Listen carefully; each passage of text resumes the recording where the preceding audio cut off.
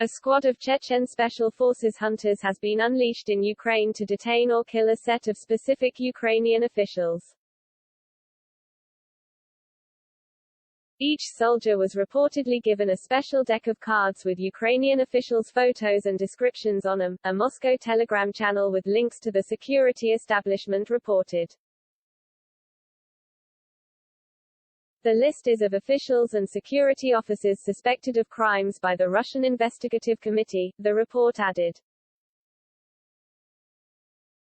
It came as Ukraine's president admitted he is target number one for Russian assassins in his capital, while his family is the number two goal for Putin's hitmen.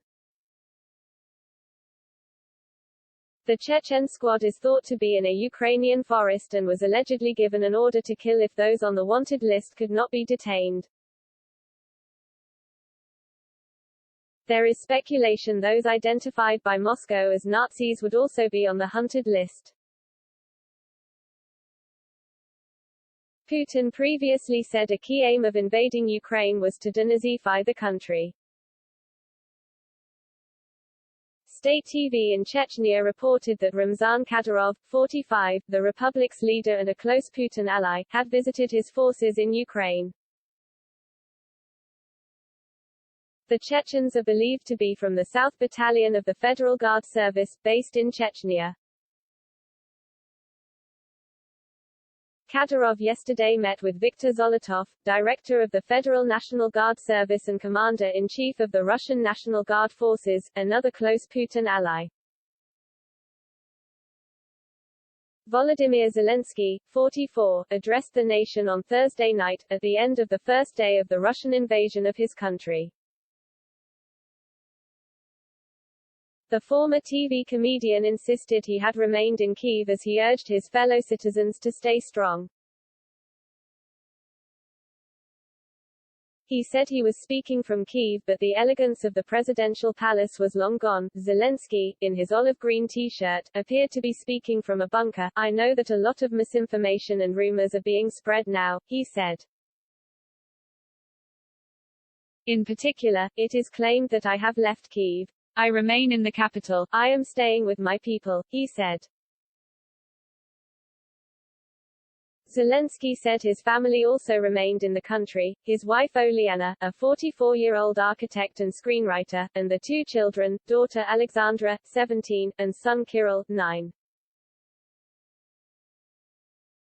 My family is not a traitor, but a citizen of Ukraine, he said, adding that he would not reveal their location. According to our information, the enemy marked me as the number one target. My family is the number two goal. They want to destroy Ukraine politically by destroying the head of state. President Zelensky has also expressed his anger at Western rulers after his country was left alone to face Russian troops as officials warn that Kyiv will be seized by this weekend. He called his fallen compatriots heroes after 137 were killed on the first day of fighting, and insisted he will stay until the bitter end. He said, they're killing people and turning peaceful cities into military targets. It's foul and will never be forgiven. We have been left alone to defend our state. Who is ready to fight alongside us? I don't see anyone. Who is ready to give Ukraine a guarantee of NATO membership? Everyone is afraid. He said they believed Russian special forces were already in the capital. We also have information that sabotage groups of the enemy have entered Kyiv, he said.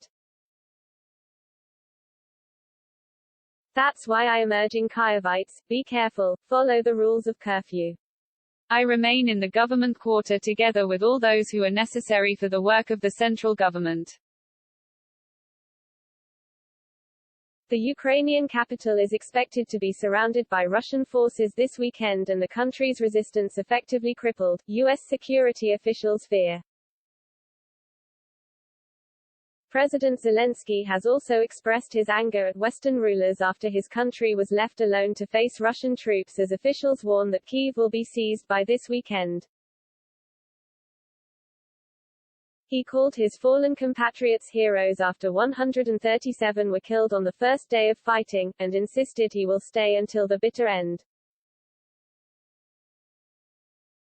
He said, "They're killing people and turning peaceful cities into military targets.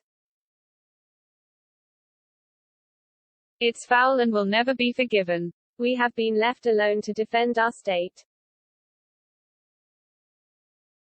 Who is ready to fight alongside us? I don't see anyone. Who is ready to give Ukraine a guarantee of NATO membership? Everyone is afraid." He said they believed Russian special forces were already in the capital. "We also have information that sabotage groups of the enemy have entered Kyiv," he said. "That's why I am urging Kyivites, be careful, follow the rules of curfew. I remain in the government quarter together with all those who are necessary for the work of the central government." The Ukrainian capital is expected to be surrounded by Russian forces this weekend and the country's resistance effectively crippled, U.S. security officials fear. It was unclear whether the Donetsky fire was caused by the downed Ukrainian jet or the Russian missiles. Anton Herashchenko, an advisor to Ukraine's interior minister, said today will be the war's hardest day. Once Kyiv is surrounded, U.S. intelligence believes the plan will be for Russian special forces to move in and seize an airport, likely Sikorsky or Boryspil, which would then be used to fly in a much larger force of up to 10,000 paratroopers who would assault the capital. The job of the paratroopers would be to enter the city, find Zelensky, his ministers, and parliamentarians, before forcing them to sign a peace deal handing control of the country back to Russia or a Moscow-backed puppet regime, effectively ending the war without Putin's ground forces needing to complete the difficult and bloody task of seizing and occupying the whole country. It appears the Russians almost pulled off the plan on the first day of the invasion when 20 attack helicopters landed a crack team of troops at Antonov Airport, 15 miles to the north of Kyiv. Ukrainian National Guard units managed to retake the landing strip overnight after heavy fighting, scattering the surviving Russian attackers into the surrounding countryside. U.S. Secretary of State Antony Blinken said Vladimir Putin plans to encircle Ukrainian forces in Kyiv and force them to either surrender or be destroyed, and the leadership of Ukraine could then fall in a week.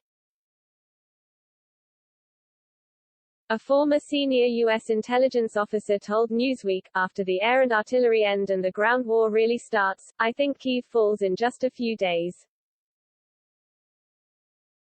The military may last slightly longer, but this isn't going to last long."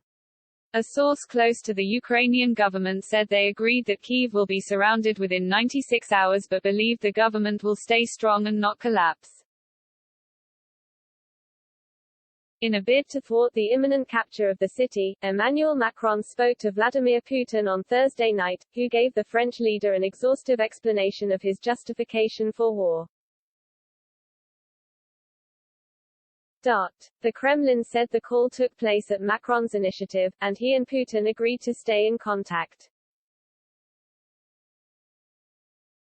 Zelensky has also signed a decree on the general mobilization of the population within 90 days, but men aged 18 to 60 are banned from leaving the country. Speaking after the latest developments, Joe Biden announced more sanctions against Russia but admitted that he had not expected previous threats of financial penalties to deter Putin. He also resisted calls to send in U.S. troops to Ukraine, saying he has no plans to speak to the Russian leader who he accuses of trying to rebuild a Soviet empire. The sanctions will target Russian banks, oligarchs, state-controlled companies and high-tech sectors, but Russian oil and natural gas were exempt in a bid to avoid disruption to global markets. Putin is the aggressor. Putin chose this war, and now he and his country will bear the consequences, Biden said in remarks at the White House. Putin personally gave the order to attack around 5 a.m. on Thursday, unleashing a salvo of rocket fire that American intelligence said involved more than 100 short and medium-range ballistic missiles, cruise missiles and surface-to-air missiles, and 75 bombers that targeted military sites including barracks, warehouses and airfields in order to knock out the country's military command structure.